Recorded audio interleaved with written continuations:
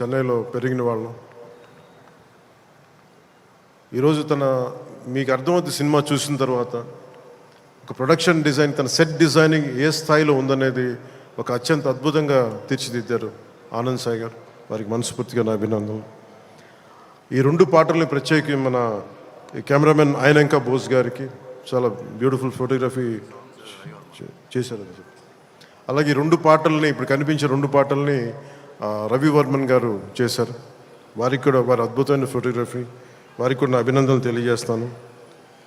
దేవిశ్రీ లేకుండా, దేవిప్రసాద్ లేకుండా సినిమాకి ఈ స్థాయి ఊపొచ్చిండేది కాదు. ఆయన సంగీతం దేశం మొత్తం మన అందరినీ ఊపుతూ ఉంటుంది. అలాగే దేవిప్రసాద్ గారి మొదటి ప్రైవేట్ ఆల్బమ్, ఫస్ట్ ఆయన సినిమాలోకి రాకముందు వీడియో ఆల్బమ్, మ్యూజిక్ ఆల్బమ్ని నేనే రిలీజ్ చేశాను. అప్పుడు నా మొదటి 2-3 సినిమాల మధ్యలో ఆయన అసోసియేషన్ లాగా కంటిన్యూ అవటం మనస్ఫూర్తిగా వారికి నా అభినందనలు తెలియజేస్తున్నాను. అలాగే background score, OG background score తోటి, సాంగ్స్ తోటి ఇచ్చిన తమన్కి చాలా తక్కువ సమయంలో దేవి గారు బిజీగా ఉండటం వల్ల ఆ బాధ్యతల్ని, ఆ బరువుని భుజం మీద తీసుకుని తమన్ గారికి మనస్ఫూర్తిగా నా ధన్యవాదాలు తెలుపుకుంటా ఉన్నాను. ఎగ్జిక్యూటివ్ ప్రొడ్యూసర్ రావిపాటి చంద్రశేఖర్ గారికి, దినేష్ గారికి, అలాగే సిఇఓ చెర్రీ గారికి మనస్ఫూర్తిగా నా ధన్యవాదాలు తెలుపుకుంటున్నాం. శ్రీలీల గారికి నిన్న సరదాగా అన్నాను, కానీ డ్యాన్స్ ఆవిడ చేయకూడదని సరదాగా అన్నాను, కానీ యాక్చువల్గా she's a brilliant performer, brilliant dancer. అయితే నాకు ఈ కథ, ఆ చిత్రం, ఆ పర్టికులర్ సాంగ్లో ఏంటంటే తనకి డిఫరెంట్ క్యారెక్టర్ని చాలా బాగా మలిచారు మన హరిశంకర్ గారు. అందుకని తనకి ఈ సినిమాలో డ్యాన్స్ తక్కువ ఉన్నా కానీ తన పెర్ఫార్మెన్స్ చాలా చాలా అద్భుతంగా చేశారు శ్రీలీల గారు. It's very brilliant performance. ఒక నోస్టాలజిక్ ఫీలింగ్ ఏదో వస్తుంది అనుకుంటాను. ఆ పర్టికులర్ సాంగ్ ఏదో ఒక పర్టికులర్ నేపథ్యంలో సంగీతాన్ని వాడారు మన హరిశంకర్ గారు.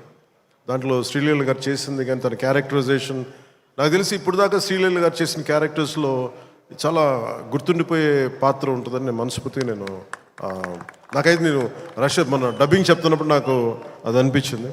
She has done a great performance and great job.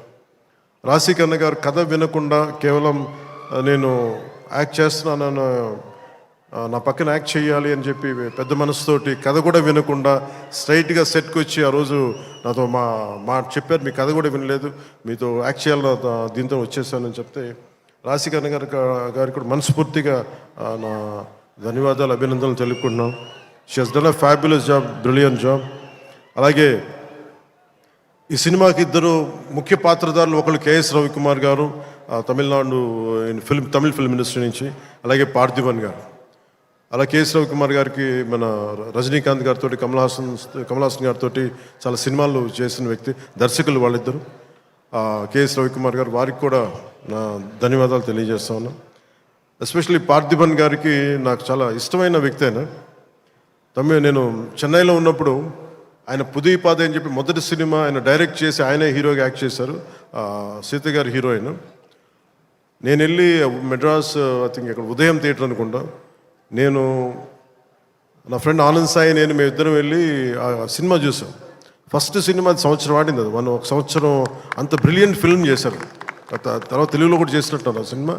Such a brilliant director, brilliant screen play writer, అసలు ఆయన మోటివేషనల్ స్పీకర్ కూడా ఆయన.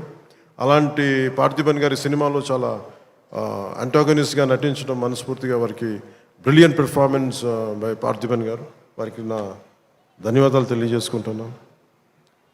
కొన్ని గౌతమి గారికి తల్లిపాత్ర చేసిన సత్యం రాజేష్ గారికి, ప్రవీణ్ గారికి, ప్రభాస్ సీను గారికి, కేజీఎఫ్ అవినాష్ గారికి, కిల్లి క్రాంతి గారికి, రావు రమేష్ గారికి, రమేష్ రెడ్డి గారికి, మాగంటి శ్రీనాథ్ గారికి, మీర్ సర్వ, టెంపర్ వంశీ గారికి, అలాగే నా చిన్నప్పుడు పాత్ర చేసిన పుష్కర్ గారికి మనస్ఫూర్తిగా నా అభినందనలు, నా ధన్యవాదాలు తెలియజేసుకున్నాను. నవీన్ గారికి గబ్బర్ సింగ్ చూసినప్పుడు యుఎస్లో ఆయన మొదటి డిస్ట్రిబ్యూటర్గా ఉండేవారు. చాలా సందర్భాల్లో కలిసినప్పుడు నాతో మీతో ఒకసారి సినిమా చేయాలి, అలాంటి గబ్బర్ సింగ్ లాంటి విజయం ఉండే సినిమా మీకు చేయాలని కోరికని ఒక 7-8 ఇయర్స్గా ఆల్మోస్ట్ 10 ఇయర్స్గా అడుగుతూ ఉన్నారు. అది ఈరోజు ఉస్తాద్ భగత్